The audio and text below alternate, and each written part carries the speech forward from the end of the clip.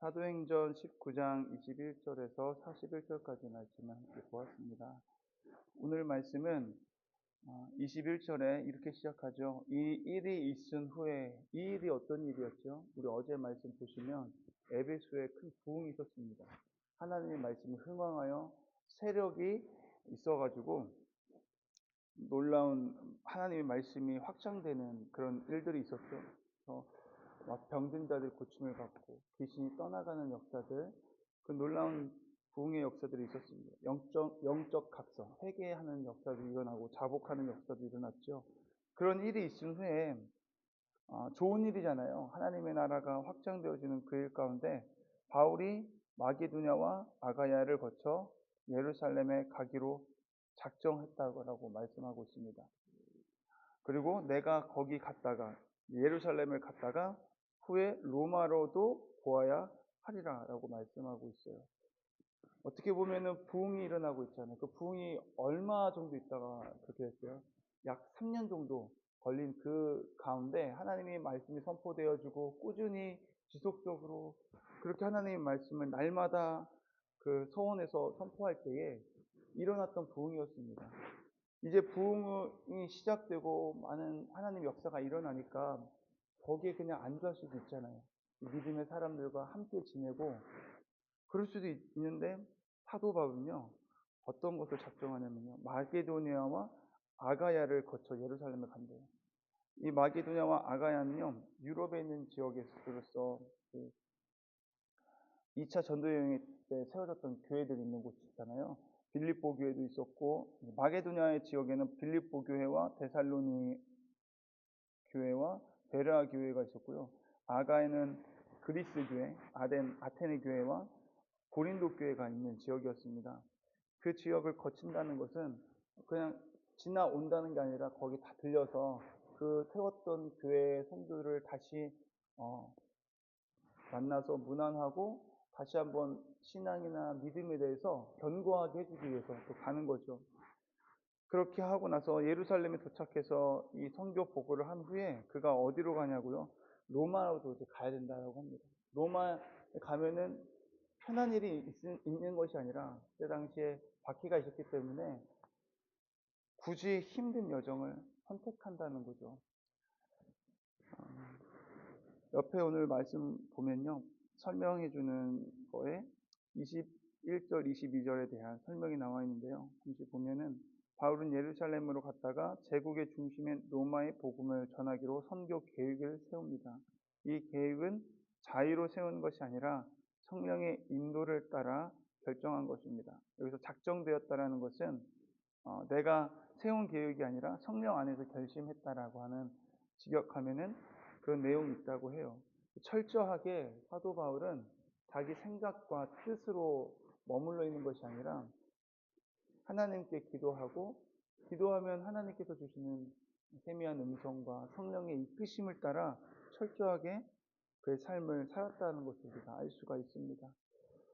저 여러분도 어떤 하나에 안주하거나 내가 있는 자리에서 머물러 있는 것이 아니라 내가 이 복음을 전하는 것에 대해서 계속 끊임없이 했으면 좋겠습니다. 복음을 전하는 삶, 그것이 복음을 전함으로 인해서 당하는 핍박이나 어려움이 있다 할지라도 우리가 하나님 앞에 기도하고 성령의 인도하심을 따라 살아가기를 원합니다.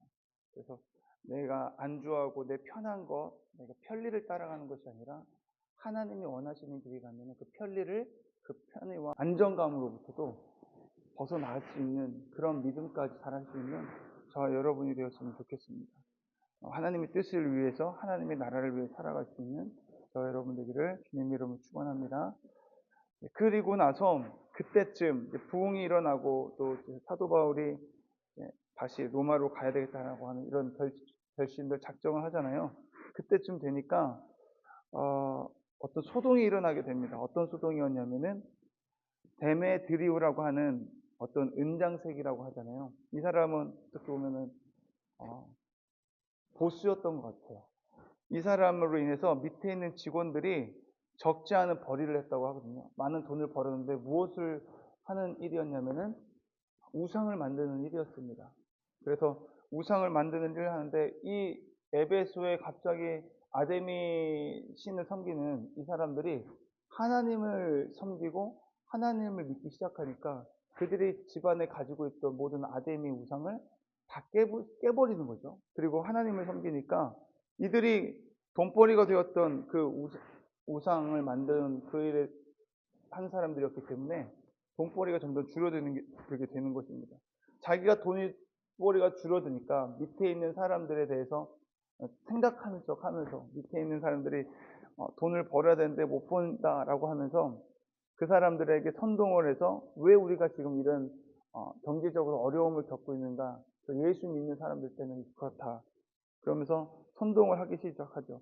근데 이 선동하는 데 있어서 어떤 사람들은 거기에 그냥 휘말려가지고 내가 여기 왜 있는지, 내가 무엇을 하는지도 모른 채 그 선동에 분란에 휘말린 사람도 있다라고 합니다. 32절 말씀 보면요, 말미에 태반이나 어찌하여 모였는지 알지 못하더라. 태반이면 거의잖아요. 거의 모든 사람들이 거기 왜 있는지도 모르고 그냥 아빠가 가니까, 엄마가 가니까 그냥 따라가는 사람들. 그러니까 이 모임이 왜 있는지도 모르고 사람들이 선동하고 와 하니까 그냥 묻혀서 가는 사람들이 많이 있었다라는 거죠.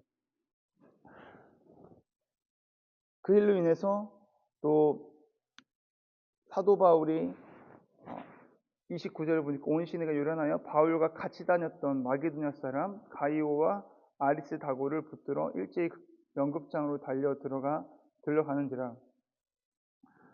그래서 소동을 일으킨 사람들이 바울과 함께했던, 마게도냐에서 함께했던 그 믿음의 동역자를 극장 안으로 끌고 들어가서 무슨 일이 벌어지는지 모르겠어요. 그런데 그 가운데 분명한 것은 좋은 일은 아니라는 거죠. 거기서 해를 당할 수도 있고요.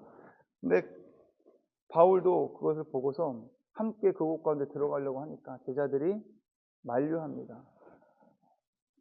또 31절 보니까 아시아 관리 중에 바울의 친구된 어떤 이들이 그에게 통지하여 연극장에 들어가지 말라고 권하더라. 그래서 결국은 들어가지 못했지만, 이게 오늘 말씀 본문에서 이 소요와 이 소란이 어떻게 끝납니까? 잘 끝나게 됩니다. 누구를 통해서 잘 끝나게 되냐면요, 서기장의 설득에 의해서 잘 마무리가 돼요. 그래서 오늘도 보면 옆에 설명하는 말씀에 35절, 41절에 세속의 제도와 공직자를 통해서도 제자들을 보호하십니다라고 하고 있죠.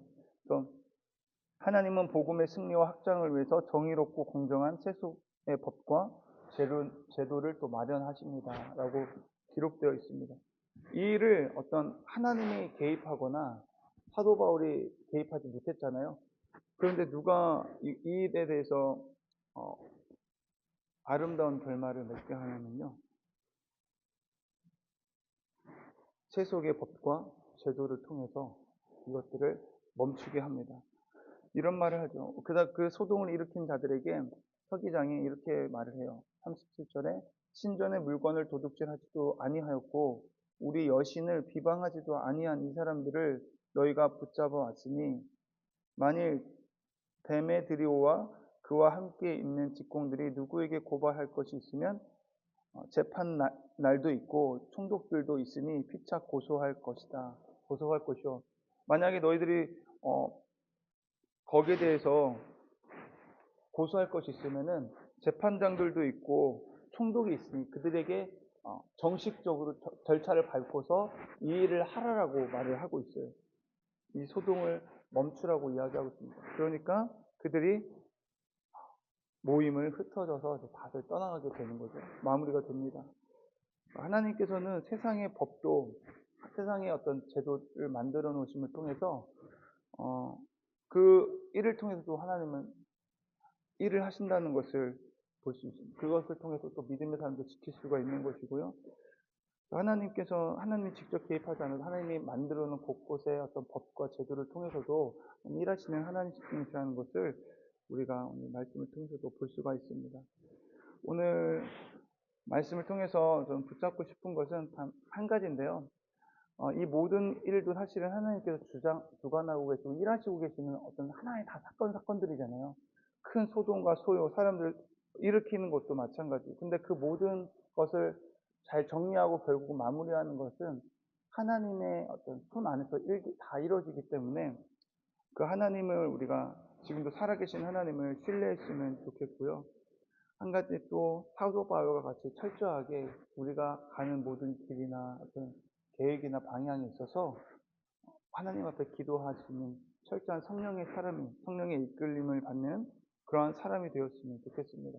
하나님의 나라와 하나님의 뜻과 하나님의 의를 위해서 우리가 기도하며 나아갈 수 있는 저와 여러분 되었으면 좋겠습니다.